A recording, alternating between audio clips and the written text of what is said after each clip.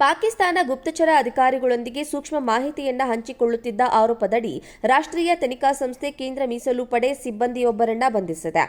ಬಂಧಿಸಲ್ಪಟ್ಟ CRPF ಸಿಬ್ಬಂದಿಯನ್ನ Jammu ಮತ್ತು ಕಾಶ್ಮೀರದ ಪಹಲ್ಗಾಮ್ನಲ್ಲಿ ಕರ್ತವ್ಯಕ್ಕೆ ನಿಯೋಜಿಸಲಾಗಿತ್ತು. ಪಹಲ್ಗಾಮ್ನಲ್ಲಿ 26 ಮಂದಿಯ ನರಮೇಧ ನಡೆಯುವುದಕ್ಕೆ 6 ದಿನಗಳ ಮುಂಚೆ ಅವರನ್ನ ಅಲ್ಲಿಗೆ ವರ್ಗಾಯಿಸಲಾಗಿತ್ತು ಎಂದು ವರದಿಗಳು ತಿಳಿಸಿವೆ. ಬಂಧಿತ ಆರೋಪಿಯನ್ನ ಮೋತಿರಾಮ್ ಜಾಟ್ ಎಂದು ಗುರುತಿಸಲಾಗಿದೆ. ಈತ 2023ರಿಂದ ಪಾಕಿಸ್ತಾನ ಗುಪ್ತಚರ ಅಧಿಕಾರಿಗಳೊಂದಿಗೆ ಬೇಹುಗಾರಿಕೆ ಚಟುವಟಿಕೆಯಲ್ಲಿ ಸಕ್ರಿಯವಾಗಿ ತೊಡಗಿಕೊಂಡಿದ್ದ ಮತ್ತು ರಾಷ್ಟ್ರೀಯ ಭದ್ರತೆಗೆ ಸಂಬಂಧಿಸಿದ ಸೂಕ್ಷ್ಮ ವಿಚಾರಗಳನ್ನು ಹಂಚಿಕೊಳ್ಳುತ್ತಿದ್ದ. ಅದಕ್ಕಾಗಿ ಪಾಕಿಸ್ತಾನಿ ಅಧಿಕಾರಿಗಳಿಂದ ಬಹುಮಾರ್ಗಗಳ ಮೂಲಕ ಹಣ ಪಡೆಯುತ್ತಿದ್ದ ಎಂದು ಎನ್ಐಎ ಅಧಿಕಾರಿಗಳು ತಿಳಿಸಿದ್ದಾರೆ.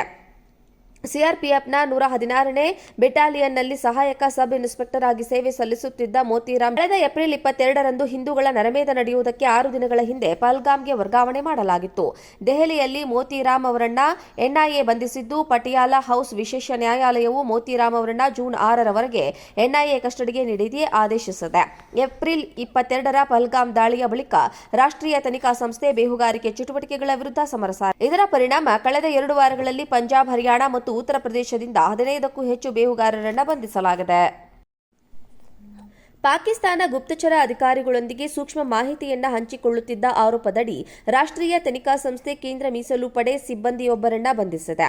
ಬಂಧಿಸಲ್ಪಟ್ಟ ಸಿಆರ್ಪಿಎಫ್ ಸಿಬ್ಬಂದಿಯನ್ನ ಜಮ್ಮು ಮತ್ತು ಕಾಶ್ಮೀರದ ಪಹಲ್ಗಾಮ್ನಲ್ಲಿ ಕರ್ತವ್ಯಕ್ಕೆ ನಿಯೋಜಿಸಲಾಗಿತ್ತು. ಪಹಲ್ಗಾಮ್ನಲ್ಲಿ 26 ಮಂದಿಯ ನರಮೇಧ ನಡೆಯುವುದಕ್ಕೆ 6 ದಿನಗಳ ಮುಂಚೆ ಅವರನ್ನ ಅಲ್ಲಿಗೆ ವರ್ಗಾಯಿಸಲಾಗಿತ್ತು ಎಂದು ವರದಿಗಳು ತಿಳಿಸಿವೆ. ಬಂಧಿತ ಆರೋಪಿಯನ್ನ ಮೋತಿರಾಮ್ ಜಾಟ್ ಎಂದು ಗುರುತಿಸಲಾಗಿದೆ. ಈತ 2023ರಿಂದ ಪಾಕಿಸ್ತಾನ ಗುಪ್ತಚರ ಅಧಿಕಾರಿಗಳೊಂದಿಗೆ ಬೇಹುಗಾರಿಕೆ ಚಟುವಟಿಕೆಯಲ್ಲಿ ಸಕ್ರಿಯವಾಗಿ ತೊಡಗಿಕೊಂಡಿದ್ದ ಮತ್ತು ರಾಷ್ಟ್ರೀಯ ಭದ್ರತೆಗೆ ಸಂಬಂಧಿಸಿದ ಸೂಕ್ಷ್ಮ ವಿಚಾರಗಳನ್ನು ಹಂಚಿಕೊಳ್ಳುತ್ತಿದ್ದ. ಅದಕ್ಕಾಗಿ ಪಾಕಿಸ್ತಾನಿ ಅಧಿಕಾರಿಗಳಿಂದ ಬಹುಮಾರ್ಗಗಳ ಮೂಲಕ ಹಣ ಪಡೆಯುತ್ತಿದ್ದ ಎಂದು ಎನ್ಐಎ ಅಧಿಕಾರಿಗಳು ತಿಳಿಸಿದ್ದಾರೆ. ಸಿಆರ್ಪಿಎಫ್ನ 116ನೇ ಬೆಟಾಲಿಯನ್ನಲ್ಲಿ ಸಹಾಯಕ ಸಬ್ ಇನ್ಸ್ಪೆಕ್ಟರ್ ಆಗಿ ಸೇವೆ ಸಲ್ಲಿಸುತ್ತಿದ್ದ ಮೋತಿರಾಮ್ ಕಳೆದ ಏಪ್ರಿಲ್ 22ರಂದು ಹಿಂದೂಗಳ ನರಮೇಧ ನಡೆಯುವುದಕ್ಕೆ 6 ದಿನಗಳ ಹಿಂದೆ ಪಹಲ್ಗಾಮ್ಗೆ ವರ್ಗಾವಣೆ ಮಾಡಲಾಗಿತ್ತು.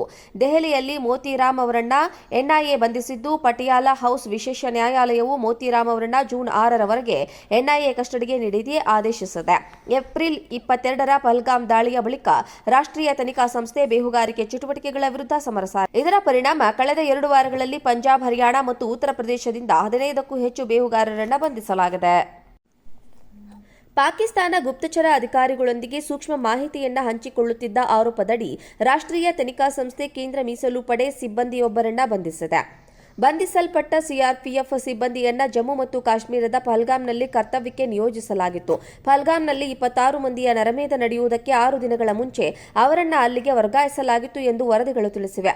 ಬಂಧಿತ ಆರೋಪಿಯನ್ನ ಮೋತಿರಾಮ್ ಜಾಟ್ ಎಂದು ಗುರುತಿಸಲಾಗಿದೆ. ಈತ 2023ರಿಂದ ಪಾಕಿಸ್ತಾನ ಗುಪ್ತಚರ ಅಧಿಕಾರಿಗಳೊಂದಿಗೆ ಬೇಹುಗಾರಿಕೆ ಚಟುವಟಿಕೆಯಲ್ಲಿ ಸಕ್ರಿಯವಾಗಿ ತೊಡಗಿಕೊಂಡಿದ್ದ ಮತ್ತು ರಾಷ್ಟ್ರೀಯ ಭದ್ರತೆಗೆ ಸಂಬಂಧಿಸಿದ ಸೂಕ್ಷ್ಮ ವಿಚಾರಗಳನ್ನು ಹಂಚಿಕೊಳ್ಳುತ್ತಿದ್ದ. ಅದಕ್ಕಾಗಿ ಪಾಕಿಸ್ತಾನಿ ಅಧಿಕಾರಿಗಳಿಂದ ಬಹುಮಾರ್ಗಗಳ ಮೂಲಕ ಹಣ ಪಡೆಯುತ್ತಿದ್ದ ಎಂದು ಎನ್ಐಎ ಅಧಿಕಾರಿಗಳು ತಿಳಿಸಿದ್ದಾರೆ.